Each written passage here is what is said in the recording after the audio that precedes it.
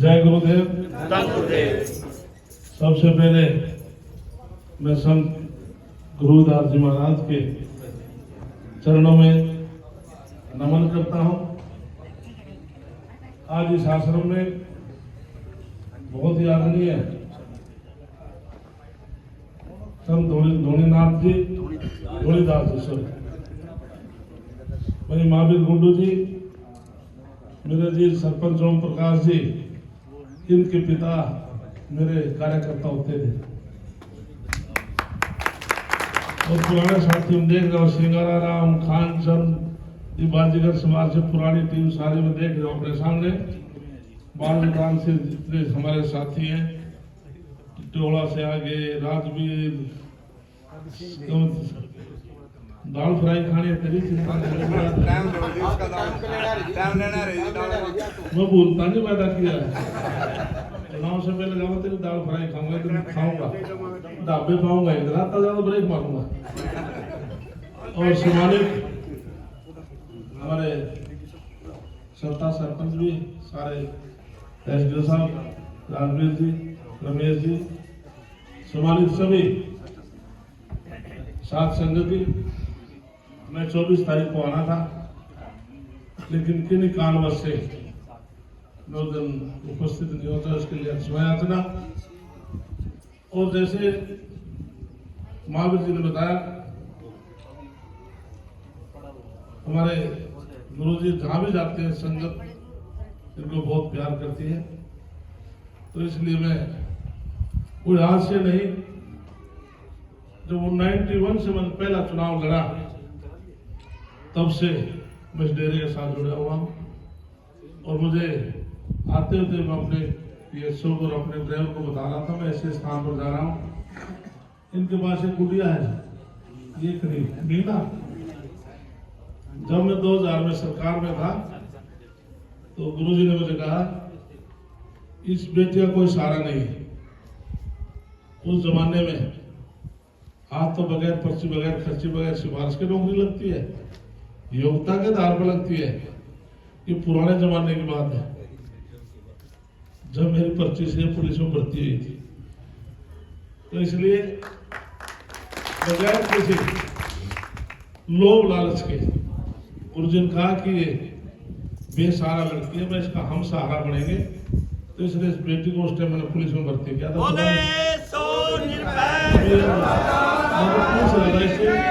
इसके साथ के एसआई तो बन लिया, सब इंस्पेक्टर बन लिया, पता नहीं एसआई है, अब एसपीओ में।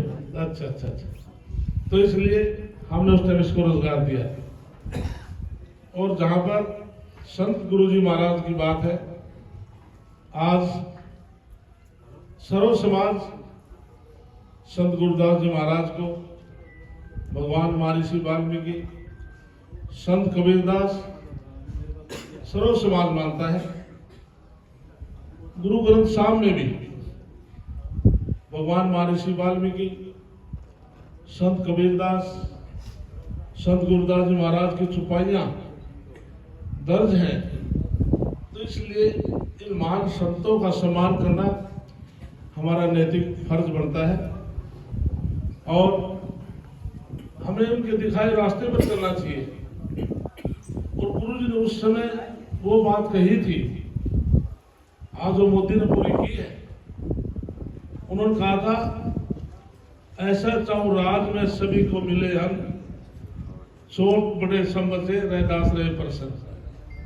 कोरोना काल में गरीब आदमी भयभीत था, 80 करोड़ लोगों को हरी अनाज देने का काम किया, जो अगले 5 साल की गारंटी दे दी।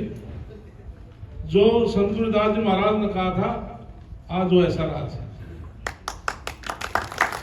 इसके साथ गुरुजी ने जो भक्ति थी उसकी अपनी पहचान कराई थी कि असल जो भक्ति है। तो इसलिए आज सभी लोग संत गुरुदास जी महाराज को बड़े मन के साथ सम्मान और प्यार करते हैं। और मैं धन्यवाद करता हूं माननीय मनोहर लाल पूर्व मुख्यमंत्री का, देश आजाद होने के बाद, हरियाणा बनने के बाद 1947 में देश आजाद, 66 में हरियाणा बना, अनेकों सरकार बनी। हमारे संतों ने, गुरुजनों ने, बड़े बड़े हमारे बुजुर्गों ने, सब ने हर सरकार के सामने ये अपील की कि संत गुरुदास जी महाराज की जयंती, भगवान महर्षि वाल्मीकि की, संत कबीरदास जयंती और डॉक्टर भीमराव अम्बेडकर की जयंती को सरकारी तौर पर मनाए। किसी सरकार ने नहीं सुनी। लेकिन जब 2014 में मैं कैबिनेट मिनिस्टर था, हमने एससी समाज के सभी विधायकों को, फरीदाबाद में हमारी पार्टी की मीटिंग थी, मुख्यमंत्री के हम कमरे में घुस गए और कहा कि ये काम करना हो गया। तो उसके बाद आज इन संतों के, गुरुओं की जयंती आज सरकारी तौर पर मनाई जाती है। सरकार की तरफ से बाकायदा नोटिफिकेशन जारी किए। और मैं इसलिए धन्यवाद करता हूं कि कुरुक्षेत्र के उमरी जो गांव है, जो जीटी रोड के ऊपर 5.5 एकड़ जमीन संत गुरुदास जी महाराज धाम के नाम से हमने ली है। और वो जमीन आज कम से कम 30-35 करोड़ की वो जमीन है और खरीद ली है। और सरकार की तरफ से हमने कहा कि समाज कहां से पैसे लेकर आएगा मुख्यमंत्री जी? 25 करोड़ रुपया लगाकर सरकार उसके ऊपर लगाएगी। हम वहां छात्रावास भी बनाएंगे और 25 फुट का संत गुरुदास जी महाराज का स्टैचू भी होगा। इतना ही नहीं, नरवाना में संत गुरुदास जी महाराज की जयंती, उसका चीफ गेस्ट मनोहर लाल थे, उसका संयोजक कृष्ण कुमार था। हमने लाखों लोगों की जयंती पानीपत में मनाई थी, फिर कैथल में मनाई, डॉक्टर भीमराव अम्बेडकर जयंती यमुनानगर में मनाई। तो मैंने मांग पत्र अपनी मर्जी से लिखा था। अब तक संत गुरुदास जी महाराज के नाम से जो यूनिवर्सिटी है, पढ़े लिखे भाई राजकुमार जी सारे समझते हैं, और हमारे रामनिवास प्रोफेसर बैठे हैं, जो चेयर स्थापित होती, जो पीएचडी करते हैं, उनके नाम से कोई चेयर नहीं थी पूरे हरियाणा में।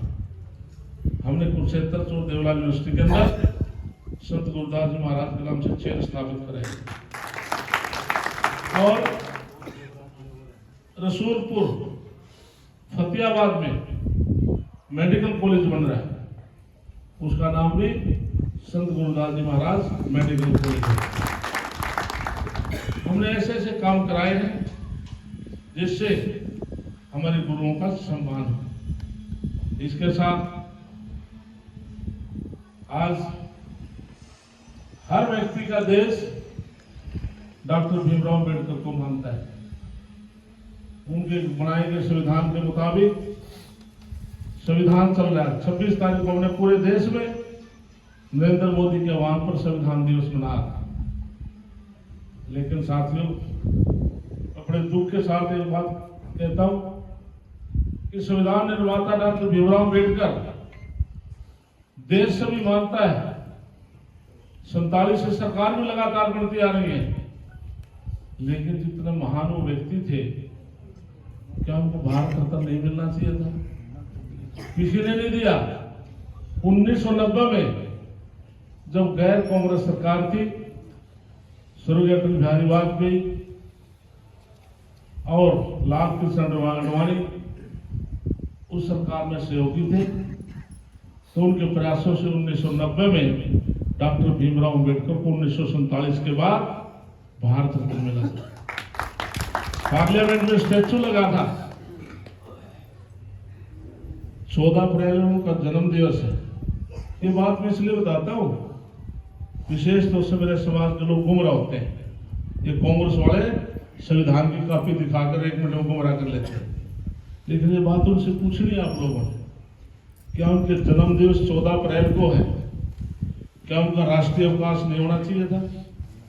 किसी ने नहीं किया।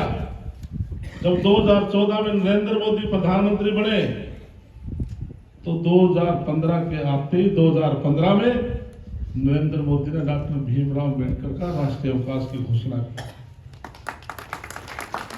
26 जनवरी को गणतंत्र दिवस मनाते हैं, उस बेड़े में कभी डॉक्टर साहब की पालकी को शामिल नहीं किया। वो भी 2016 में नरेंद्र मोदी ने किया। इसके अलावा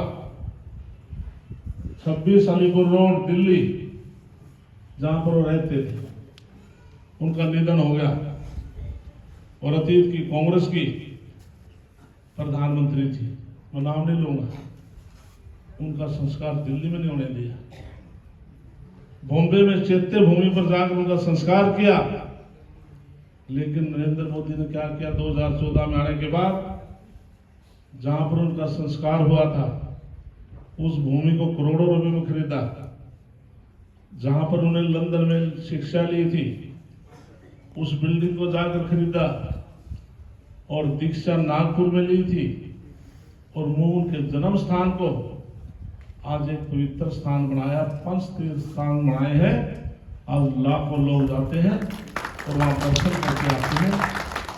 ये सम्मान नरेंद्र मोदी जी ने बाबा साहब के प्रति दिया है। तो इसलिए हम सबको याद रखना चाहिए कि जिस व्यक्ति ने, जिस सरकार ने हमारे संतों का और गुरुओं का सम्मान किया है, हमें भी उनका सम्मान करना चाहिए। तो आज मैं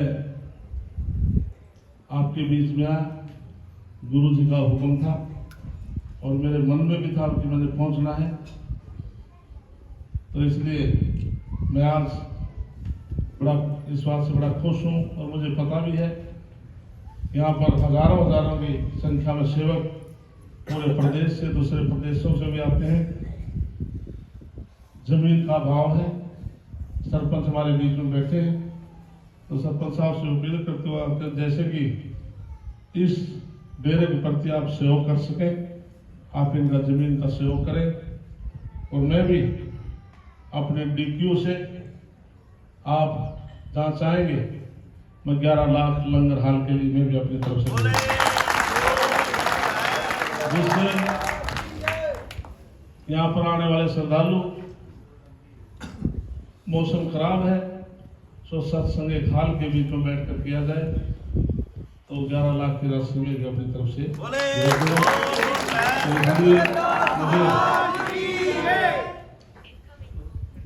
दोबारा फिर मैं, क्योंकि समय का अभाव है, आज कार्यक्रम ज्यादा है, तो मैं दोबारा फिर गुरु जी के चरणों में नमन करता हूँ और आप सभी का मैं बहुत बहुत धन्यवाद करता हूँ। क्या था? जय गुरुदेव। जितनी भी साध संगत आई हुई है और जो भी, और मेरी आदरणीय मंत्री जी से भी प्रार्थना है कि वो लंगर लेके जाए